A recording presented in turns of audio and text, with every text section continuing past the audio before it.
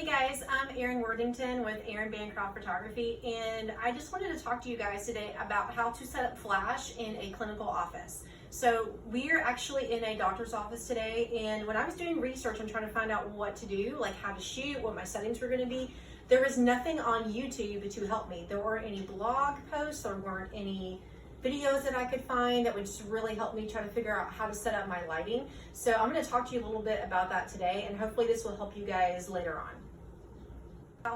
Okay, so I am shooting today with a Canon 5D Mark III. This is my full frame camera that I use for all of my shoots. I currently have a Canon 600EX RT Speedlight on top of my camera. I also have one inside of my light stand, and this also is a Godox 24-inch Speedlight, so the softbox that goes with the Speedlight, and it is up, you can see, in a corner. And I actually have two different kinds of filters in the top of this. There are two different layers to help soften the light into the room. So I have this in the corner, obviously, and this is going to help spread the light out in the room. And what you want to do is overpower the fluorescence in the room. So you want to make sure that, yes, these may show up, but these don't need to be your main source of light. These need to be the ambient light. And this is going to be your main light is on your camera and on your softbox. Okay, so let's talk about the settings on the back of your camera. So you can see that on the back of my Canon Speedlight, I've got two different groups going. My A group is going to be the Speedlight on top of my camera, and my B group is going to be the Speedlight with the softbox on the stand in the corner.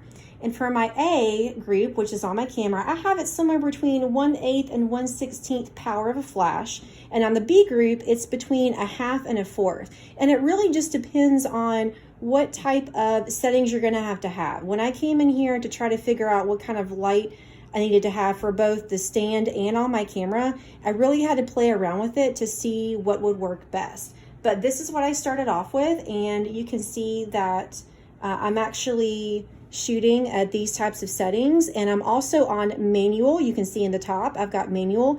Also have manual zoom, and it's at 24 millimeters, and the reason I do that is because I want to make sure that there's enough flash and it can go as wide as possible.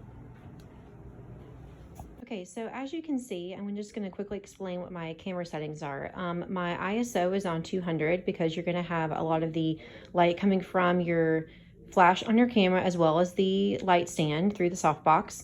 My shutter speed is on 200, and usually if your white balance is on flash, as you can see on my camera, you don't want to go any higher than that because it actually won't let you, because it has enough light that you don't have to have a faster shutter speed. And normally when I have my lens on, my f-stop actually would be around 4.0, and that's to make sure that everybody in the picture is in focus. And usually when you're in a doctor's office, everybody's going to be in the same plane, and so you'll be able to get everybody evenly focused if you have it around 3.5, maybe 4 for your f-stop.